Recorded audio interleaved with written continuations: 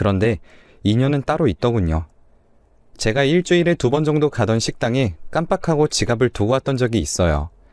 그걸 회사에 도착하고 난 뒤에 알아채버려서 퇴근하고 부랴부랴 찾으러 갔었습니다. 그곳에 가니 낮에 일하던 직원이 저를 보자마자 지갑 찾으러 오셨냐고 하면서 제게 바로 지갑을 건네주더군요. 감사하다는 인사를 하고 저는 집으로 왔습니다. 그러고선 2주쯤 지났나 아침에 지각을 해서 급하게 택시를 탔는데 택시 기사님이 식당에서 제게 지갑을 건네줬던 직원이더라고요. 저는 신기해서 식당에서 일하시던 분이 아니냐며 물으니 웃으면서 맞다고 그때는 잠시 이모네 가게가 바빠서 도와주러 갔었다가 제가 지갑을 놓고 가는 걸 보고 퇴근할 때는 찾으러 오겠다 싶어 일부러 저녁까지 식당 일을 도왔다고 했어요. 남자분이 먼저 그렇게 말해줬던 건 처음이라 저도 조금 부끄러워서 그냥 웃기만 했습니다. 회사로 가는 동안 말을 하다 보니 굉장히 잘 통하는 사람 같았습니다. 그래서 내릴 때 일부러 지갑을 놓고 내렸죠. 지갑 안에 제 연락처가 담긴 명함도 있었으니 분명 연락이 오겠다 싶어서요. 그리고 제 예상대로 점심쯤에 연락이 왔습니다. 아침에 탄 택시기사인데 또 지갑을 놓고 내렸다고요. 식당에 맡겨놓는다고 하는 걸 제가 지갑 찾아주신 게 너무 감사하니 저녁이라도 대접하겠다고 했습니다. 지갑을 그때 돌려받겠다고 하면서요. 이런 적이 처음이라 너무 떨리는 마음으로 퇴근까지 기다렸어요. 퇴근하자마자 저는 남자분과 만나기로 한 장소로 쏜살같이 달려갔습니다. 그렇게 그분과 만나서 저녁을 대접하고 그분은 택시로 저희 집까지 바래다 주셨습니다. 그리고 내릴 때까지 계속 고민하다가 결국 제가 먼저 또 연락해도 되는지 물어봤습니다. 그러자 당황하면서 고민하시더니 그건 어려울 것 같다고 했어요. 저는 살면서 처음으로 용기 내서 남자에게 대시를 했던 건데 이렇게 확실하게 차여버리니 조금 반발심이 들었습니다. 왜요? 제가 마음에 안 드세요? 아니요.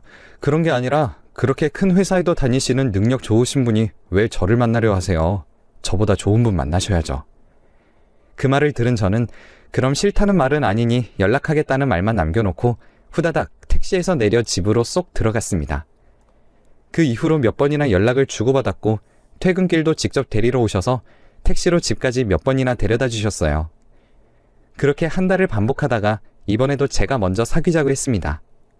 이번에는 남자분도 거절하지 않으셨습니다. 그렇게 첫 연애를 시작하고 3년을 사귀다가 저희는 결혼했습니다. 시댁에서도 못난 자기 아들을 받아줘서 고맙다며 저를 너무 아껴주시기도 했고 시어머니께서는 시집살이를 하나도 시키지 않으셨어요. 오히려 저를 볼 때마다 귀한 도자기 다루듯이 예뻐해 주셨죠. 결혼을 하고 나서도 너무 행복했었죠. 하지만 저희에게는 문제가 하나가 있었습니다. 바로 아이가 없다는 거였어요. 결혼을 하고 2년 정도는 아이가 없어 신혼생활을 만끽할 수 있어서 좋았어요. 하지만 5년이 지나도 아이가 생기지 않자 마음이 조급해진 저희는 병원에 가서 검사를 받았습니다. 그런데 제가 불임이라고 하더군요. 분명 언젠가는 남편과 절 쏙 빼닮은 딸 하나, 아들 하나 낳아서 오손도손 잘 키울 수 있을 거라 의심치 않았어요. 그런데 제가 불임이라 아이를 못 가지고 있는 거였다니 남편에게 너무 미안했죠. 남편은 오히려 절 보고 괜찮다며 달래주고서는 시댁에는 남편이 무정자증이라 아이를 못 가지게 된 것이라 말하겠다 했습니다. 남편은 본인의 마음도 좋지 않을 텐데 오히려 자기 탓으로 돌려주었습니다. 시댁에 가서 말하자 어머님과 아버님은 연신 저에게 미안하다며 아이 생각은 하지 말고 그저 저희라도 행복하게 살라고 하셨습니다. 물론 그 이후로 아버님은 저에게만 와서 가끔씩 정말 남편이 무정자증이 맞는 거냐며 의심하는 눈초리를 보내시기는 했었지만요. 그 이후로 남편과 저는 행복하게 잘 살 수 있을 줄 알았습니다. 그런데 남편이 갈수록 얼굴이 노랗게 뜨고 살도 쏙 빠지기 시작했습니다. 병원에 가봤더니 급성 간염이라면서 조금만 늦게 왔으면 죽을 수도 있었다면서 얼른 치료를 시작해야 한다고 했습니다. 집안 형편이 남편 병원비에 간호를 도와줄 사람을 부를 수 있을 정도로 여유로웠던 것은 아니라 결국 제가 낮에 다시 회사에 나가서 일을 하고 퇴근하고 나서부터는 병원으로 와서 제가 남편을 돌봐야 했습니다. 남편은 저에게 늘 신세 만지는 남편이라 미안하다는 말을 매일같이 했습니다. 하지만 저는 그동안 남편이 저를 감싸줬던 기억에 그런 것쯤은 하나도 신경이 쓰이지 않았습니다. 그저 남편이 얼른 나아서 산책이라도 제대로 할 수 있다면 그걸로도 충분했죠. 하지만 남편의 간염 증상이 도저히 나아질 기미가 보이지 않았고 혹시나 급성 간부전이 오면 바로 간 이식 수술을 해야 한다는 말에 저는 미리 간 이식이 적합한지 검사를 받았습니다. 남편이 건강해질 수만 있다면 정말 간이고 쓸개고 다 주고 싶었거든요. 검사 결과 제 간은 적합성 검사를 통과하게 되었어요. 그리고 일주일 후 새벽에 갑자기 남편이 경련을 일으키다 의식을 잃어 급하게 간 이식 수술을 준비해야 했습니다. 혹시 몰라 늘 준비하고 있었기에 바로 수술에 들어갈 수 있었습니다. 수술이 끝나자 남편과 시부모님은 제 손을 잡고 너무 큰 은혜를 입었다며 고맙다며 수차례 감사의 인사를 했습니다. 그 후로 남편의 건강도 금방 회복했고 금방 다시 택시기사 일도 시작했습니다. 대신에 간 이식 후로 몸을 회복하기 위해서 저는 집에서 쉬고 있었습니다. 그런데 갑자기 남편이 현관문을 부술 듯이 열고 들어와 저를 부둥켜 안았습니다. 여보, 이제 우린 대박이야. 이제 편하게 살기만 하면 돼. 무슨 소리야? 무슨 일 있어? 친구가 투자하라고 해서 넣어놓은 돈이 있는데 자그마치 30배가 올랐어. 뭐? 대체 얼마나 넣었는데? 다 합쳐서 5천만 원. 이제 15억이야. 그 이야기에 너무 놀라 뒤로 자빠질 뻔했습니다. 생각지도 못한 액수에 저희는 어떻게 해야 할지 차분히 생각해봤습니다. 흥청망청 쓰다간 15억도 순식간에 다 날아가 버릴 테니까요. 그래서 남편과 저는 일단 상가 건물 하나만 사고 남은 돈에 조금만 떼어 남편이 다시 투자하기로 했습니다. 이제 돈 걱정도 없이 편하게 살 수 있을 거란 생각도 잠시, 이번에는 제 몸이 문제였습니다. 자궁경부암에 걸린 것이었습니다. 남편은 이제 도시에서 살 이유도 없으니 이제 시골로 내려가서 사는 게 어떠냐고 했고 저도 나쁘지 않은 생각인 것 같아 병원에서 치료만 끝내고 시골로 내려가기로 했습니다. 다행히 수술도 잘 끝났고 회복은 조금 더뎠지만 그건 시골에 내려가서 차차 회복하면 될 문제이니 남편과 저는 시골에 집을 사서 내려갔습니다. 하지만 남편은 집에 오래 붙어있질 않았습니다. 매번 투자할 회사 사람들을 만나보러 간다며 일주일에 3일은 집에 들어오지 않았습니다. 저는 몸이 안 좋으니 같이 따라 나설 수도 없는 노릇이었고 남편은 저를 돌봐줄 사람을 고용했습니다. 하지만 누군가가 제 집에 머물면서 1대1로 돌봐주고 있으니 영 부담스러워서 마음이 편치 않았습니다.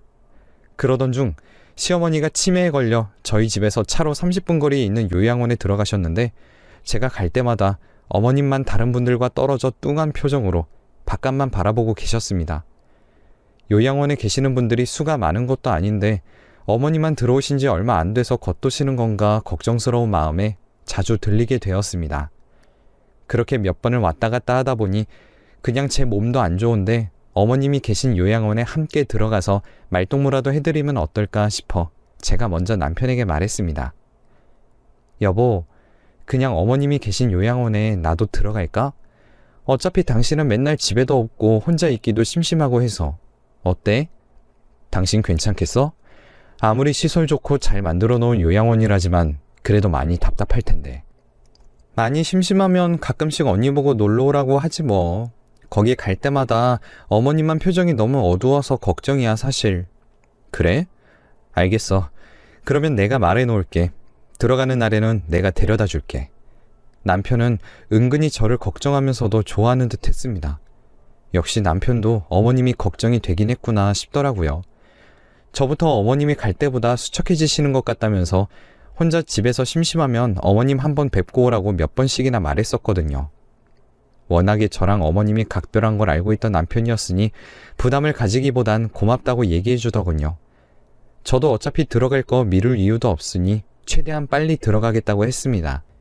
결국엔 시골집도 팔아버리기로 했어요. 그리고 이틀 후 남편이 저를 데려다 주었습니다. 오랜만에 뵌 어머님은 더 수척해지신 것 같았습니다.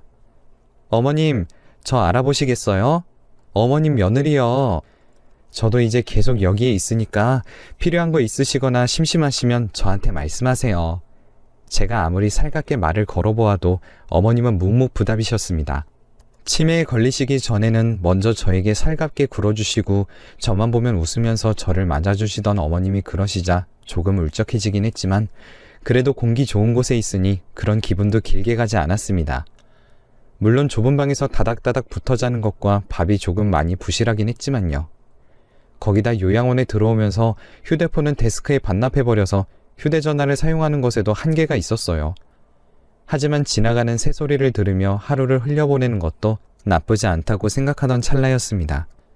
한 번은 친정엄마에게 전화를 하려고 데스크에 휴대전화를 잠시 받을 수 있냐고 물었더니 직원이 당황하면서 어떤 휴대전화를 말씀하시는 거냐면서 여기는 휴대전화 반입이 금지라서 반납하시고 남편이 제 휴대전화를 가졌다고 했습니다. 조금 당황스러운 마음에 그러면 여기에 있는 전화라도 빌려줄 수 있냐 물었더니 그것도 규정상 불가능하다고 말하더군요. 그때부터 조금 답답해져서 그럼 여기서 나갈 수 있는 방법을 물어보니 그것도 보호자가 있어야 가능하다고 하더군요. 결국 여기서 제가 할 수 있는 건 그저 새소리를 들으며 하루를 죽이는 것밖에 없었습니다. 남편은 일부러 그런 것인지 어떤 의도로 그런 건지를 확인할 방법이 없으니 너무 갑갑해져 아무런 대답도 어머님을 붙잡고 하소연을 했습니다. 그런데 어떤 말에도 대답을 하지 않으셨던 어머님이 갑자기 정신이 돌아오신 건지 제 손을 쥐어잡으시고는 두 눈을 똑바로 마주치며 말씀하셨습니다. 아가, 여기서 도망가야 해. 여기는 요양원이 아니야. 내가 생모가 아니라고 이제 나한테 쓸데없이 돈 쓰기 싫다면서 네 남편이 여기다가 나를 감금한 거라고. 나는 치매에 걸려서 여기 들어온 것도 아니야. 난 멀쩡했어. 너도 미쳐버리기 전에 얼른 도망쳐. 너라도 도망치렴. 그 말을 듣고 소름이 오소소 돋아났습니다. 어머님은 다시 직원들이 오자 아무것도 안 한 척하며 다시 먼 곳만을 바라보셨습니다. 그날 밤 어머니의 말씀은 진실이었는지 밤 10시가 되자 밖에서 문을 잠그는 소리가 났습니다. 조심스럽게 일어나서 문고리를 돌려보니 정말로 밖에서 문을 잠가 놓았더군요. 어떻게 밖으로 도망칠 수 있을까를 고민하다 방 안에 있는 화장실 창문이 생각났습니다. 하지만 창문이 너무 작아서 제가 가뿐히 통과해내기에는 무리가 있었습니다. 그래서 다음날부터는 밥을 먹고 몰래 화장실에 가서 토해내는 방식으로 살을 뺐습니다. 거기서 운동이라도 했다간 눈에 띄어 무슨 짓을 당할지 모르니까요. 그렇게 한 달을 반복하니 누가 봐도 뼈만 남은 사람처럼 보였습니다. 그리고 제 옆 침대에 누워 계신 어머님을 밤에 깨워서 직원들이 거의 다 퇴근한 뒤에 어머님을 데리고 화장실 창문으로 도망쳤습니다. 산 중턱에 있는 시설이라 달빛 하나에 의존해서 겨우 산 밑에 있는 마을까지 내려올 수 있었습니다. 그동안 제대로 먹지 않아 몸이 이미 망가질 대로 망가진 상태라 잔뜩 긴장한 상태로 몇십 분을 내달렸더니 참을 수 없는 구역감에 마을에 도착하자마자 위액을 개원했습니다. 정신을 차린 후 저는 지나가던 사람에게 휴대전화를 빌려달라고 했습니다. 그런데 얼굴을 보니 그 요양원의 간호조무사더군요. 깜짝 놀란 간호조무사는 저희를 제압하려고 했지만 있는 힘 없는 힘을 다해 그 여자에게서 휴대폰을 뺏었고 경찰서로 전화해서 살려달라고 했습니다. 어머님도 필사적으로 그 여자를 막아내며 몇 분의 실랑이 끝에 경찰이 도착했습니다. 저희는 경찰의 도움으로 제 친정에 연락을 할 수 있었고 경찰서에 도착해서 제 몰골을 본 제 어머니는 어쩌다 이렇게 된 거냐며 우셨습니다. 시어머니는 자신의 잘못이 아님에도 저희 어머니에게 죄송하다고 하셨고요. 시어머니는 시아버님도 남편과 한통속이라며 자신은 이제 돌아갈 곳이 없다며 누구에게도 연락하지 않으셨습니다. 그래서 저희가 집으로 모셔와 함께 살기 시작했죠. 남편은 저를 그곳에 데려다 놓은 뒤에 저희 친정에 와서 자기가 벌어놓은 돈을 들고 어디론가 도망갔다고 오히려 뻔뻔하게 거짓말을 하고 갔다고 합니다. 전 어이가 없어서 남편이 사는 집 근처에서 남편을 기다렸습니다. 그런데 남편은 웬 여자와 함께 집으로 들어가더라고요. 이게 무슨 일인가 싶어서 그 이후로 남편의 뒷조사를 시작했습니다. 알고 보니 남편은 이미 내연녀가 생긴 지 꽤 오래되었더군요. 거기다 혼의 자식까지 생겼고요. 시아버지라는 사람도 그걸 알고 계속 저에게 진짜로 자식이 생기지 않는 게 자기 아들 탓이 맞냐면서 저를 찔러봤던 거죠. 어찌어찌 알아보니 남편과 그 여자는 저와 결혼하고 얼마 지나지 않았을 때부터 바람을 피운 것이었습니다. 남편과 그 여자는 꿈에도 모르고 그 혼의 자식과 함께 놀이동산도 가고 아주 단란한 가정인 양 다니고 있더라고요. 거기다 아직 저랑 서류상으로 부부면서 그 여자랑은 다음 달에 결혼식을 올린다고 하더라고요. 배신감에 치가 떨렸지만 벌써 일을 그르칠 수는 없었습니다. 그래서 친정 식구들과 함께 그 결혼식을 망칠 작전을 세웠습니다. 이를 악물고 결혼식 날에 파토내는 것만 기다렸어요. 그동안 착실하게 두 사람의 불륜 증거들을 모아놓고 남편의 결혼식 날 아침에 고소장을 접수하고 결혼식으로 향했습니다. 아직까지 부부로 남아있는 가족관계 증명서를 한가득 출력했죠. 한참 결혼식이 무르익었고 서로에게 쓴 편지를 읽어주는 그때 저는 결혼식에 난입해서 마이크를 뺏어들었습니다. 남편은 여기 있을 수 없는 제가 거기 있으니 어지간히 당황한 표정을 드러냈습니다. 여러분, 여기 이 사람들 불륜이에요. 여기 나눠드린 종이를 봐주세요. 방금 뽑아온 서류입니다. 여기 적혀있죠? 저희는 아직 법적 부부인데 이렇게 당당하게 식을 올리다뇨? 거기다 이 남자는 자기 생모가 아니라고 치매에 걸리지도 않은 어머님을 이름만 요양원인 곳에 넣어 밖으로 못 나오게 감금했습니다. 저도 거기에 감금되어 있다가 한 달 전에 겨우 탈출했어요. 분명히 요양원과 경찰에게 연락을 받았을 텐데도 지금 뻔뻔하게 결혼식을 올리는 사람입니다, 이 사람이. 남편은 계속 제가 쥔 마이크를 뺏으려 몸부림을 쳤지만 그럴까봐 남동생까지 데려갔죠. 남동생이 막자 꼼짝도 없이 잡히더군요. 남동생이 덩치가 좋거든요. 결혼식을 축하하러 왔던 하객들은 온갖 욕을 내뱉으며 하나둘 식장을 빠져나갔습니다. 그 후로 경찰에 신고했었던 사건이 검찰로 넘어가 남편을 잡으러 왔다고 들었습니다. 조사한 결과 남편은 요양원에 저를 정신병이 있다고 기재해서 감금하게 만들었던 것이었습니다. 거기에다 어머니 또한 유기한 것과 다름없으니 감금과 유기로 형사 기소되어 두 개 모두 합쳐서 집행유예 5년에 벌금형이 나왔다고 합니다. 거기다 이혼 소송을 하며 그 남자의 대부분의 재산을 위자료로 받아내어 총 3억을 받을 수 있었습니다. 그리고 상가 건물도 제 명의로 돌릴 수 있게 판결을 내려주었습니다. 이제 그 남자에게 남은 거라곤 다 늙은 시아버지와 전재산 5천만 원 정도라고 하더군요. 교도소에 징역으로 갔다면 더 속이 후련했을 텐데 아직 그런 범죄자가 밖을 돌아다니게 하는 건 조금 아쉬움으로 남네요. 그래도 저와 시어머니는 함께 남편과 시아버지에게 접근 금지 처분을 내려서 평생 볼 일은 없을 것 같습니다.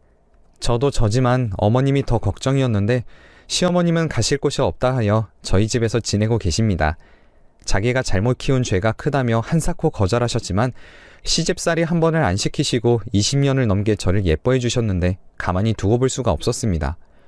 최근에는 친정엄마랑 시어머님이랑 많이 친해지셔서 저만 빼고 산책을 다니시기도 합니다. 두 분이서 좋은 친구가 되신 것 같아 만족스럽네요. 한 번의 결혼을 크게 실패했지만 그래도 아직 저는 40대니까 새로운 출발을 할 수 있을 겁니다. 남은 시간 동안 두 엄마와 함께 즐겁게 살아보려고 합니다. 여러분